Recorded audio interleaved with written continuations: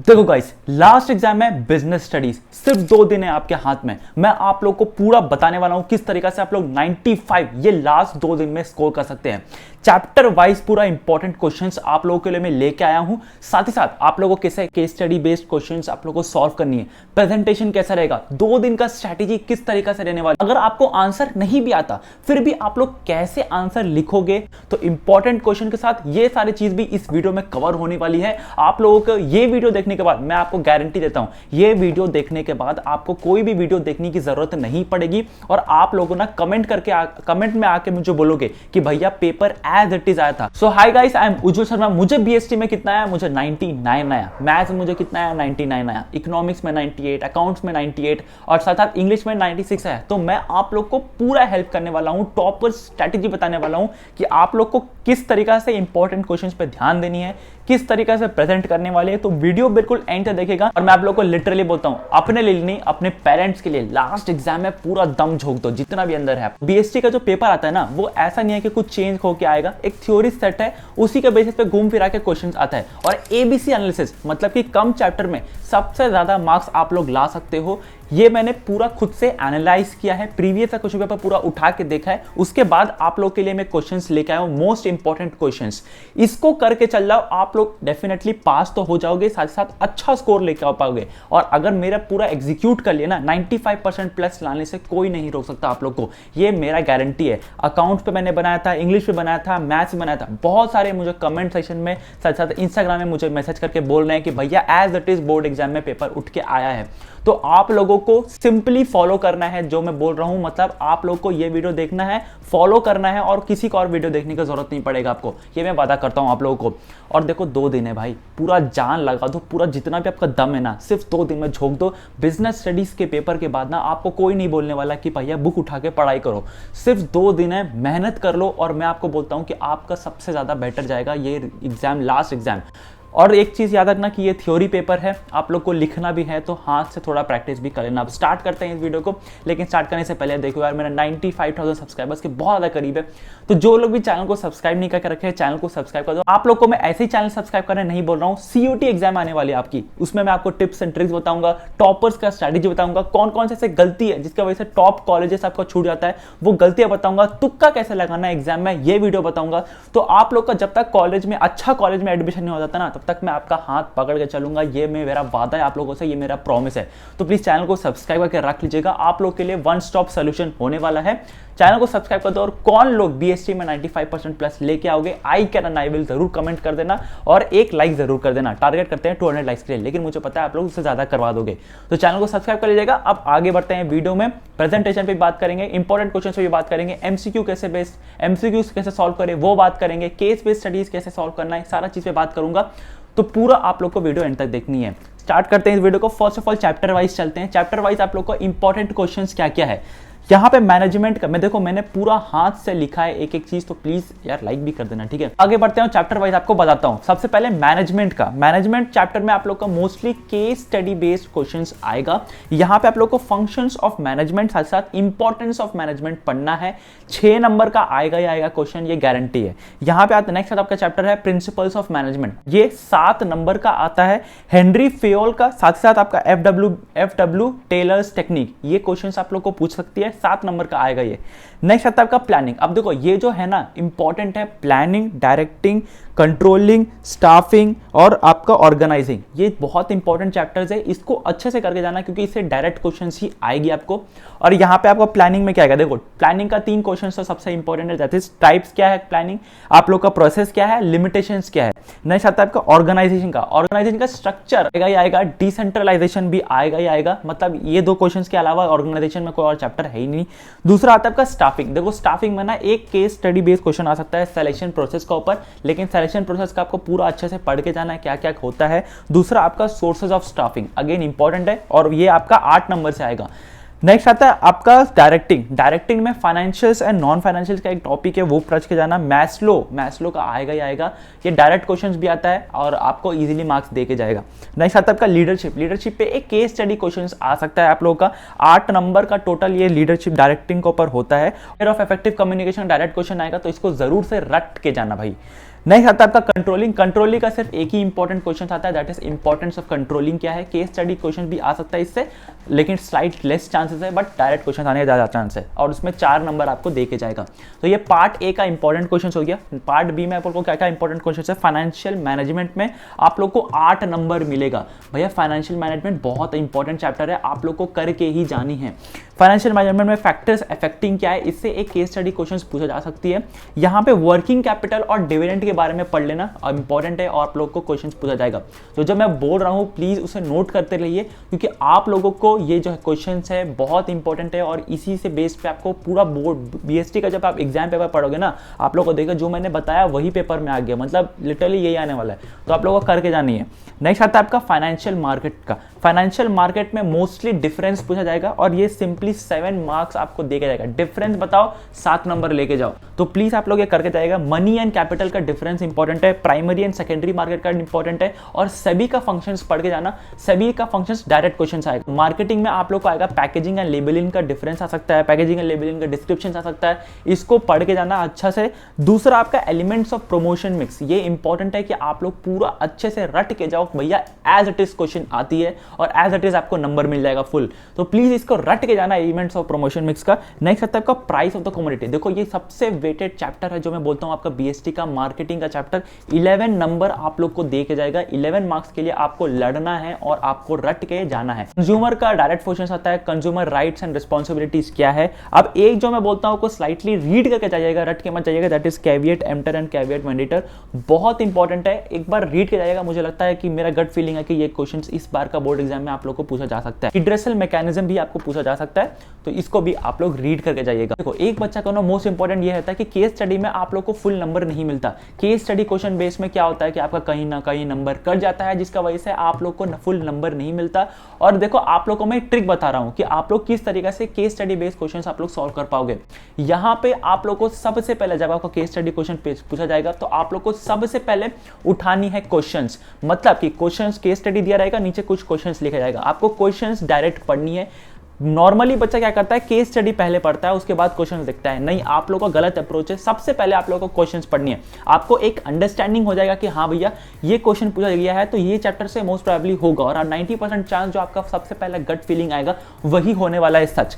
तो सबसे पहले आपको क्वेश्चंस पढ़ने, उसके बाद पैराग्राफ जाके पढ़ना, पेंसिल लेना और देखना, अंडरलाइन कर देना, कुछ इंपॉर्टेंट कीज आपको मिल जाएगा पैराग्राफ पढ़ने पहले। तो सबसे पहले आपने क्वेश्चन पढ़ा, दूसरा आपका पैराग्राफ पढ़ा, उसके बाद आपने उसमें अंडरलाइन कर दिया। अब जब आप लोग आंसर लिख रहे हो तो मोस्टली इंपॉर्टेंट ध्यान देना कि उन कीवर्ड्स को जो आपने अंडरलाइन किया उसको भी यूज करो, और अकॉर्डिंगली टू द पैराग्राफ आपको आंसर फ्रेम करना है। कई बार देखा गया है केस स्टडी क्वेश्चन में भी कि डायरेक्ट क्वेश्चन पूछ लिया जाता है। डायरेक्ट क्वेश्चन जब आप लोग को पूछा जाएगा तो आप लोग को भी वहां भी अंडरलाइन कर लेना है जो कीवर्ड्स होने वाली है, तो उससे आपको फुल नंबर मिलने का चांसेस है। Last but not the least, charts और प्रोसेस। इस लोगों का चार्ट्स का और प्रोसेस का डायग्राम आप लोग को बना के आनी है पेपर में। थोड़ा सा टाइम कंज्यूम है, लेकिन अगर आपने कर दिया तो आपको फुल नंबर मिल जाएगा। एग्जामिनर का खुश जितना आप करोगे उतना नंबर आपको मिलेगा। मेन इंपॉर्टेंट चीज है कि 2 दिन में आप लोगों को कैसे पढ़ाई करना है, मैं आप लोग को बहुत अच्छे तरीके से बताता हूं। प्लीज इसे एग्जीक्यूट करिए, आप लोगों को देखोगे कि सबसे बेस्ट आप लोग का जो रिजल्ट है, बेस्ट आउटपुट है। आप लोग 100% अपना टाइम को कंज्यूम कर पाओगे, और आइडियल टाइम से आप लोग ज्यादा एक्सपेक्ट कर पाओगे अपना आउटपुट। तो आप लोग को 2 दिन को कैसे स्ट्रेटजी फॉलो करना, आज का डेट में सबसे ज्यादा आप अपने आप को जानते हो। ना टीचर जानता हो, ना मैं जानता हूं, ना कोई और जानता होगा, ना पेरेंट्स जानते होंगे। आप अपने आप को सबसे ज्यादा जानते हो। आपको पता है कि वीक चैप्टर्स मेरा कौन सा है। यूट्यूब पे 1 शॉट रिवीजन आप लोग देख सकते हो। अब मैं सब जो लोग रिकमेंड कर रहे हैं, जो लोग यूट्यूब पे ज्यादा रेगुलर है, उनको पता होगा कि बेस्ट टीचर कौन सा है। तो बेस्ट टीचर आप लोग अपने कलीग्स के लिए, अपना फ्रेंड्स के लिए कमेंट कर दो कि भैया ये चैप्टर के लिए 1 शॉट रिवीजन यहां से देख लेना, ये सर से देख लेना। अब 2 फेमस टीचर जो मैं जानता हूं जिनको, वही सुनील पांडे सर और रजत अरोरा सर, तो उनका आप लोग देख सकते हैं। लेकिन अदर कोई आपका कोई सजेशन है तो आप लोग कमेंट में मुझे बता दीजिएगा। तो सबसे पहले आप लोग को आज का दिन से 1 शॉट रिवीजन देखनी है। रात को जब वीडियो आ रही होगी तो 25 का सुबह को आप लोग को स्टार्ट करना है। सबसे पहले अपना सिलेबस जो आप लोग का है एक बार फुल गो थ्रू कर लीजिएगा। सिलेबस गो थ्रू करने के बाद आपको उठाना है planning, controlling, staffing, directing, organisation. ये 4-5 चैप्टर आपको पूरा सुबह उठा के पढ़ना है, पूरा सुबह से लेके शाम तक इसी पे ध्यान देना। और सारा आपको ये अगर आपका 5 चैप्टर हो गया ना, मतलब बहुत अच्छा नंबर आपको मिल जाएगा। ये 5 चैप्टर है, थोड़ा सा टाइम कंज्यूमिंग है। रात में क्या करना है, आपको सिंपली रिवाइज करना है। अब मैं बीएसटी का एक पेपर आप लोगों को पहले बता चुका हूं कि बीएसटी में रिपीटेड क्वेश्चंस आती है। प्रीवियस का क्वेश्चन पेपर नाइट को उठाना और आप लोग जब रिवाइज कर रहे होगे आप लोग को प्रीवियस का क्वेश्चन पेपर भी सॉल्व करना है साथ ही साथ। उससे क्या होगा कि आपका प्रीवियस का क्वेश्चन पेपर का भी हो जाएगा और रिवीजन भी हो जाएगा। नेक्स्ट डे जब आपका मॉर्निंग होगा दैट इज 26 का मॉर्निंग, आप लोगों को उठाना है फाइनेंशियल मार्केट। ये 11 नंबर आपको दे की जाएगी, तो सबसे पहले इसको उठा लीजिएगा। दूसरा आता है आपका financial management, last but not the least फिर आपको उठाना है मार्केटिंग, फिर मैनेजमेंट और प्रिंसिपल्स ऑफ मैनेजमेंट। ये लास्ट का कुछ चैप्टर्स है, इवनिंग तक आपका कंप्लीट हो जाएगा। अगेन प्रीवियस का क्वेश्चन पेपर उठाओ, लास्ट 5 प्रीवियस का क्वेश्चन पेपर बहुत अच्छा तरीके से सॉल्व करके जाना। एमसीक्यू मैं खुद आपको दे रहा हूं जो टेलीग्राम में अवेलेबल रहेगा। देखो मैं टेलीग्राम में स्पैम नहीं करता हूं, जो इंपॉर्टेंट चीज है वही देता हूं, और आप लोगों को ये पूरा देखना है ना कि क्या क्या लिखा है, किस तरीके से लिखा है, तो वो भी मैं टेलीग्राम पे डाल दूंगा। तो टेलीग्राम आप लोग ज्वाइन कर लीजिए, वहां पे आप लोगों को बहुत काम की चीज मिलेगी। सीयूटी में भी आप लोगों को काम का चीज है, तो टेलीग्राम जरूर से ज्वाइन कर लीजिएगा। रात को आप लोगों को पूरा से एक रिवाइज करना है, प्रीवियस पेपर देख के जाना है और उसके बाद किताब को बंद कर देना है। 27 को आप लोग को किताब नहीं उठानी है, एक ऐसा जगह जाके बुक छोड़ देना जहां से आप लोग नहीं देख पाओगे। मतलब एग्जाम वाले दिन आपको बुक नहीं देखना है, पूरा काम और कंपोज रहिएगा, कॉन्फिडेंस से जाके एग्जाम दीजिएगा, आपका अच्छा जाएगा। मुझे पता है आप लोगों को पर पूरा भरोसा है, कोई दिक्कत वाली बात नहीं है। आप लोग को इंपॉर्टेंट क्वेश्चंस बता दिया, केस बेस्ड स्टडी कैसे सॉल्व करना है ये बता दिया। तीसरा आप लोग को 2 दिन का स्ट्रैटेजी बता दिया, पढ़ना कहां से। देखो भैया आप लोग के पास कोई भी ऑथर का बुक क्यों ना हो, एनसीईआरटी आप लोग को उठा के रखना है। एग्जामिनर के पास जो आंसर की आएगा, मान लो आपका बोर्ड एग्जाम में कुछ भी क्वेश्चंस आया हो, उसके पास आंसर की आएगा, वो एनसीईआरटी से उठ के आएगा। एनसीईआरटी का बुक आपके पास नहीं होगा, मुझे पता है मेजॉरिटी लोगों के पास नहीं होने वाला है। मैं आप लोगों को फ्री में एनसीईआरटी बुक प्रोवाइड करने वाला हूं। भैया एनसीईआरटी का ऑफिशियल वेबसाइट पे ये अपलोडेड है, उसका लिंक जो है मैंने डिस्क्रिप्शन बॉक्स में डाल रखा है। एनसीईआरटी का बुक उठाओ, उसका जितना भी पीछे का क्वेश्चन है उसको जरूर से सॉल्व करके जाना। कोई भी चैप्टर का पीछे कुछ ना कुछ क्वेश्चंस दिया रहेगा, उसको सिंसियरली करके जाना। आपको as it is board exam में ना एज इट इज क्वेश्चंस आती है एनसीईआरटी से। आप लोग यकीन नहीं मारोगे, जब मेरा भी पेपर आया था ना एज इट इज उठ के आया हुआ है।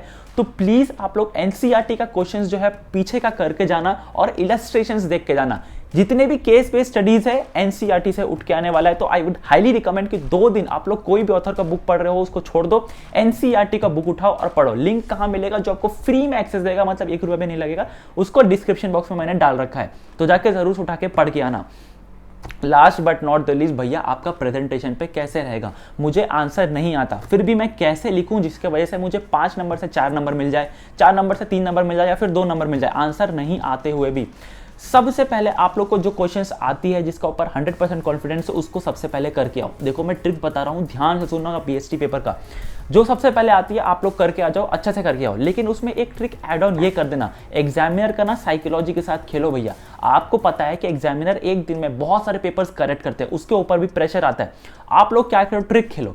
जितना आप लोग आंसर लिख रहे हो कॉन्फिडेंस में, उसको अंडरलाइन करके आओ, कीवर्ड्स को अंडरलाइन करके आओ। एग्जामिनर जैसा ही उठ के पेपर आपका देखेगा तो सबसे पहले कीवर्ड्स को देखेगा और आपको टिक कर देगा, फुल मार्क्स दे देगा।